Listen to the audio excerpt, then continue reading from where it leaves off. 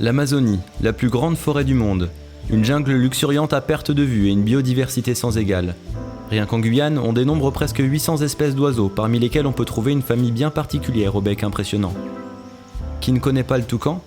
Cet oiseau fascinant et emblématique de l'Amazonie, reconnaissable à son énorme bec, qui peut faire jusqu'à la moitié de son corps. Ce bec, ses couleurs, son comportement font du toucan l'un de nos oiseaux préférés. Jamais nous ne nous lassons de les observer ou de les photographier, d'autant plus que certains sont plus rares que d'autres. L'Amazonie compte 42 espèces de toucans, on en dénombre 7 en Guyane selon les scientifiques. Enfin, on pourrait presque dire 6,5, puisque la présence du petit toucanet de Whitley, enfin on sait même pas comment on le prononce, est bien incertaine, et serait limitée au massif montagneux de l'extrême sud de la Guyane. Nous n'en parlerons pas dans cette vidéo. On pourrait classer les toucans guyanais en 2 groupes, en fonction de leur taille. D'un côté, les plus petits avec les arasaris et les toucanets, et de l'autre côté les grands, les toucans à proprement parler. Mais on vous propose à la place une approche moins scientifique, basée d'une part sur la difficulté qu'on a eu à les trouver et à les photographier en Guyane, et d'autre part notre ressenti, notre kiff personnel, un peu en mode trophée Pokémon.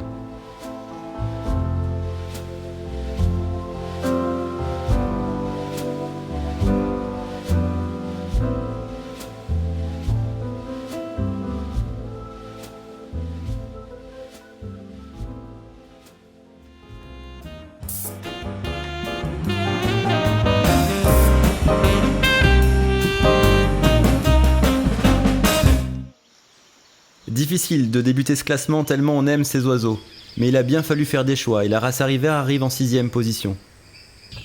Nous vous avions déjà présenté la Rasari vert lors d'un épisode en affût devant un nid. Ce petit toucan s'adapte plutôt bien et peut même être rencontré au cœur des villes, pour peu qu'il y ait quelques arbres.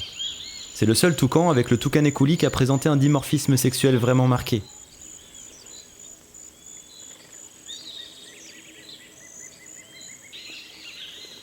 Il possède une autre caractéristique qui le rend unique, il est sédentaire et utilise son nid comme dortoir d'année en année, ce qui en fait un toucan relativement facile à observer et à photographier.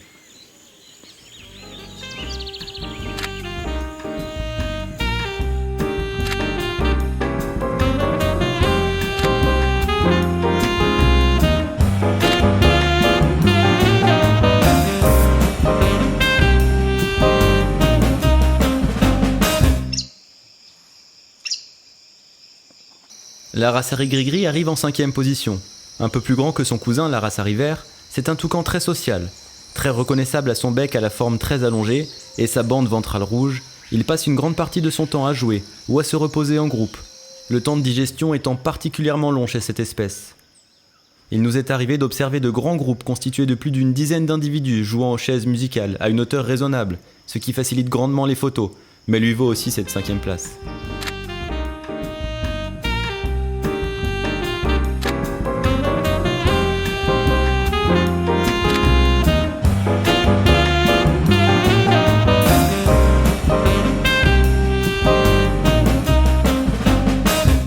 On monte d'un cran dans le game des toucans. Le toucan Ariel est autant, voire plus souvent observé que les arasaris, car plus gros et aussi bien présent sur le littoral. Comme tous les gros toucans, il aime se déplacer de manière visible et se poser sur des branches dégagées qui émergent de la canopée. Alors, s'il n'est pas à contre-jour, on aura le privilège de pouvoir profiter de ses magnifiques couleurs, de son poitrail jaune vif à ses joues bleu ciel. Comme la plupart des autres toucans, il exerce une activité migratoire locale, de la forêt vers le littoral, en fonction de la saison des graines et des fruits. Ce qui nous a donné l'opportunité de faire de très belles observations à peine quelques minutes de chez nous.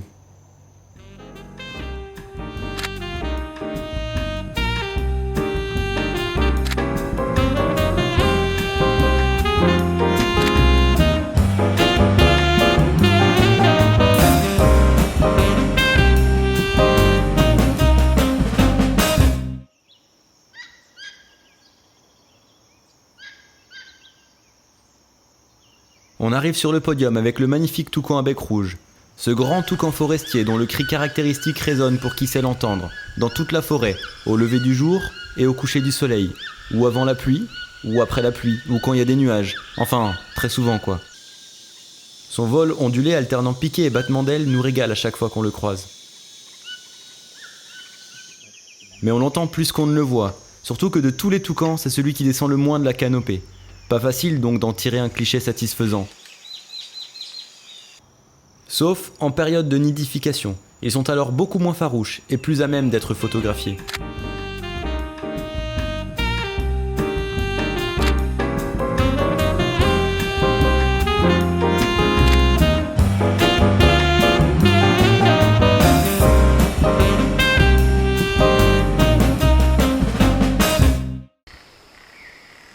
On passe à 2 étoiles avec le toucanet Kulik. Un petit bijou de discrétion et de couleur. Un trophée bien mérité après quelques années de rencontres furtives accompagnées de clichés pas ouf. Il n'est finalement pas si rare car son cri retentit un peu partout dans la forêt guyanaise. Mais il est si petit et timide qu'il en devient difficile à observer dans de bonnes conditions. Il évolue la plupart du temps sous le couvert forestier et s'aventure moins que ses cousins dans les espaces dégagés.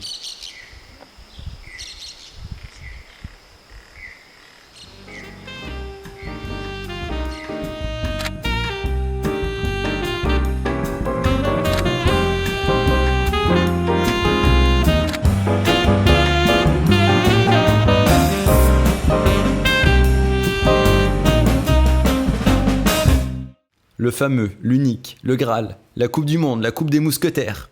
La Coupe de Feu, le trophée ultime des toucans en Guyane. Celui qu'on rêvait d'observer étant jeune. Le toucan Toko, le plus grand toucan du monde. Quand on parle de toucan, c'est celui-là qui vient à l'esprit de tout le monde, même ceux qui n'ont jamais été en Amazonie. Quand on est à la moitié est de la bande littorale, c'est le plus rare des toucans de Guyane. Son statut entièrement protégé ne le protège pas suffisamment, et lorsqu'il s'approche trop des villes, il est encore trop souvent la cible des braconniers. Nous avons eu la chance d'observer un groupe de tocos pendant quelques jours, non loin de Cayenne, et un beau jour ils avaient tous disparu. Par contre, de nombreuses cartouches jonchaient la piste.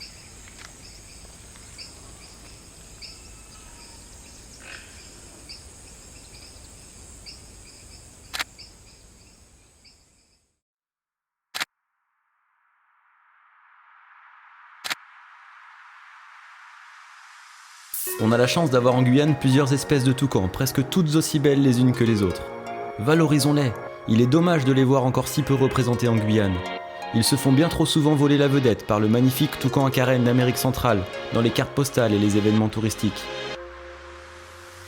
On a déjà fait de belles images des toucans guyanais, mais notre Pokédex n'est pas complet. Le toucanet de Whitley, de Whiteley, finalement on sait toujours pas comment le prononcer, nous échappe encore. Mais ça ne saurait tarder. Celui-ci nous attend patiemment dans les monts du sud de la Guyane.